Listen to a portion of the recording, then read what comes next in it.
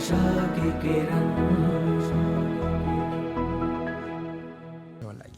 નૃસિંહાનંદ સ્વામીને પણ ભગવાન શ્રી આજ કીધું, સ્વામી તમારે અખંડ જો આનંદની પ્રાપ્તિ કરવી હોય તો અમારી સ્મૃતિ અખંડ રાખતા શીખો.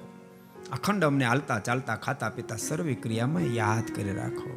તમને પણ બધાને કહું, ભગવાનના ભક્તો, આપણી સહજ ક્રિયા જ પરમાત્મામય થઈ જાય છે. છીક આવે તો સ્વામિનારાયણ, બગાસ આવે તો સ્વામિનારાયણ, ઠેસ આવે તો સ્વામિનારાયણ, રોદો આવે તો સ્વામિનારાયણ. પ્રત્યેક ક્રિયામાં ભગવાનને સંભાળતા રહેજો.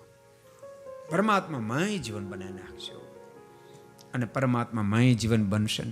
કારણ કે અબજો જન્મથી જીવાત્માને માયાનો કાટ લાગી ગયો છે. કારણ શરીર બરાબર જામેલું છે.